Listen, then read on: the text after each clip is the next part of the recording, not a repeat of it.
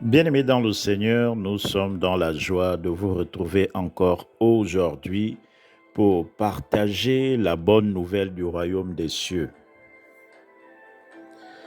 Notre thème du jour est intitulé « Comment faire pour voir la gloire de Dieu ?» Bien-aimés dans le Seigneur, Dieu est le créateur des cieux et de la terre. Il a tout créé par sa parole, son pouvoir, sa sagesse et son intelligence. Il est le véritable Dieu. Il s'appelle Yahweh, Elohim, Adonai, El Shaddai.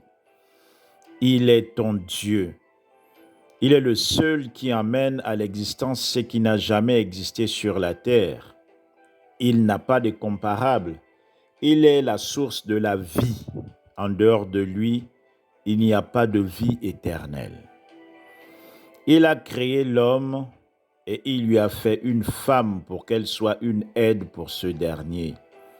Il a béni l'homme et la femme et il leur a donné de suivre des instructions et de ne pas manger de l'arbre de la connaissance du bien et du mal, car cet arbre contamine la mort. Mais lorsque le serpent est apparu, il a choisi de séduire la femme et lui a convaincu de manger le fruit interdit par Dieu. Le serpent a argumenté auprès de celle-ci pour l'amener à douter de ce que Dieu avait dit. Puis la femme douta de la parole de Dieu et elle crut à ce que le serpent lui avait dit. Elle mangea le fruit défendu par Dieu et la mort pénétra la femme. Étant contaminée par la mort, la femme joua le rôle de serviteur du serpent et elle séduit Adam pour qu'il doute de la parole de Dieu à son tour. Ainsi, Adam douta de l'interdiction de manger du fruit qui donne la mort. L'homme qui n'avait pas été en contact avec le serpent fut séduit par la femme et il mangea le fruit interdit par Dieu. À son tour, l'homme fut contaminé par la mort. Bien-aimé dans le Seigneur, Dieu ayant vu que l'homme n'a pas cru en ce que Dieu leur avait dit, au point de désobéir à la parole de Dieu, il réprima le serpent et le maudit. Puis il chassa l'homme et la femme de sa présence, c'est-à-dire loin de sa gloire, et les tourments commencèrent dans la vie de l'homme. L'homme, dans son intérieur, a réalisé l'absence de Dieu dans sa vie et il a réalisé qu'il avait perdu la gloire qu'il avait dans la présence de Dieu, car étant dans le jardin d'Éden, il vivait dans la gloire de Dieu. Il ne manquait de rien.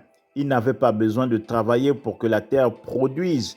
Il était en bonne santé et la maladie ne pouvait pas menacer ses jours sur la terre, car le parfum de l'arbre de la vie régénérait son corps chaque jour et à chaque instant. Mais dès lors qu'il a été chassé du jardin d'Éden, il est sorti de la gloire de Dieu.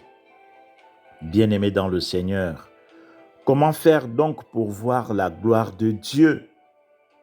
Oui, bien-aimé de Jésus-Christ, lorsqu'on parle de la gloire de Dieu ici, il s'agit des bienfaits que procure la présence de Dieu dans notre vie. Ce sont les bienfaits de Dieu dans nos vies. Ces bienfaits dans nos vies trouvent leur essence dans la rédemption de l'homme manifestée par l'œuvre de l'âme de Jésus-Christ à la croix. En effet, pour racheter l'homme de la déchéance du jardin d'Éden et le ramener dans la présence de Dieu, afin que le parfum de l'arbre de vie puisse l'environner de la gloire de Dieu, Dieu a demandé une seule chose à toi et moi, une seule chose à l'homme, c'est de mettre sa confiance, c'est de mettre sa foi en Jésus-Christ, le Fils de Dieu. Car Christ est l'arbre de vie qui à son contact nous permet d'accéder à la gloire de Dieu à laquelle Adam et Ève avaient accès dans le jardin d'Éden.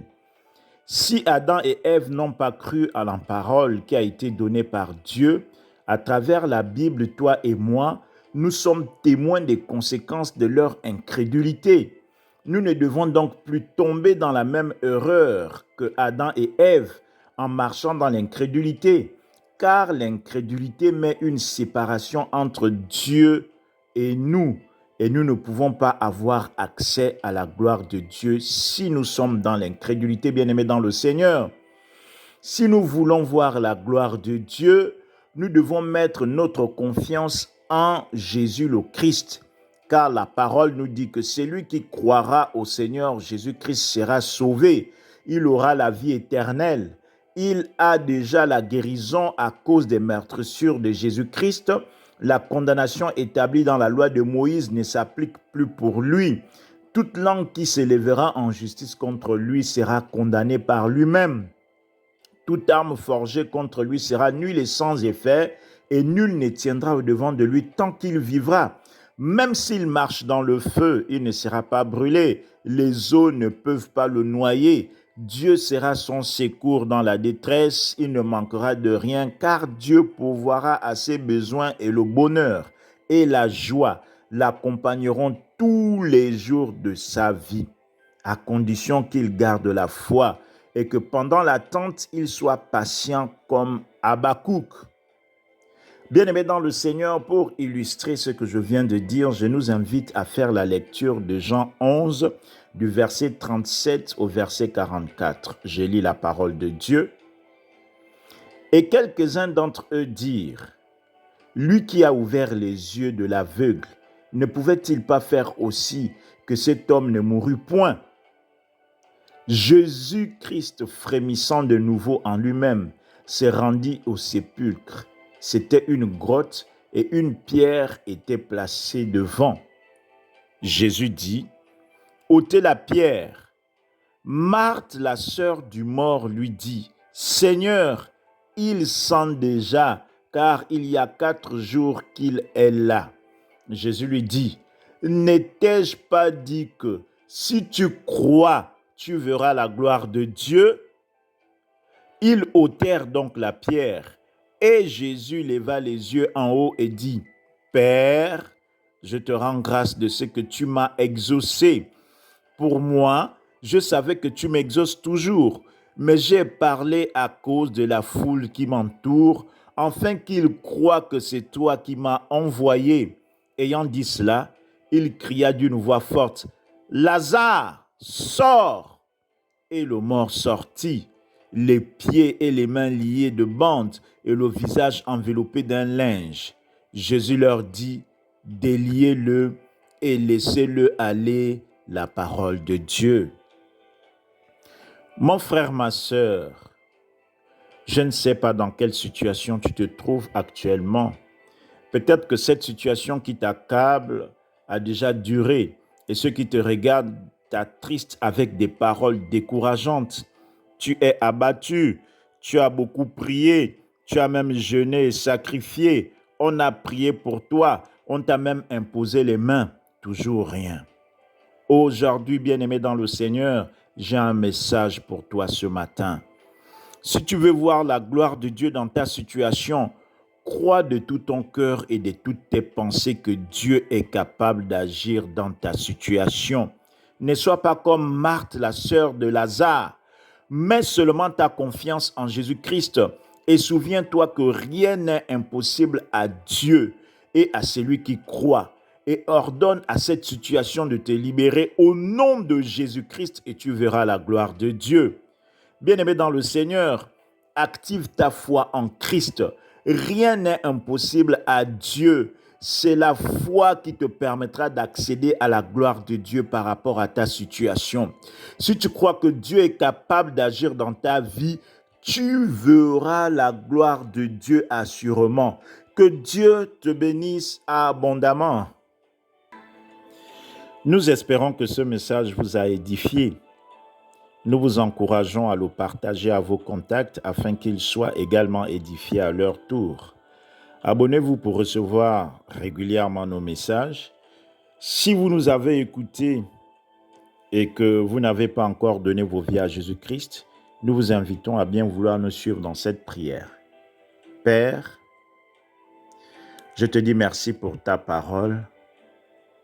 Ta parole est la vérité. Jésus-Christ est Seigneur et Sauveur. À partir d'aujourd'hui, Père, je reconnais que Jésus-Christ est le Seigneur et le Sauveur de ma vie. J'accepte Jésus-Christ comme Seigneur de ma vie. Père, pardonne mes péchés. Fais-moi miséricorde dans le nom de Jésus-Christ. Purifie-moi avec le sang de Jésus. Conduis ma vie par ton Esprit Saint. Au nom de Jésus. Amen. Bien-aimés dans le Seigneur, nous vous disons merci de nous avoir suivis. Quant à nous, nous vous disons à très bientôt si Dieu le veut. Que Dieu vous bénisse abondamment.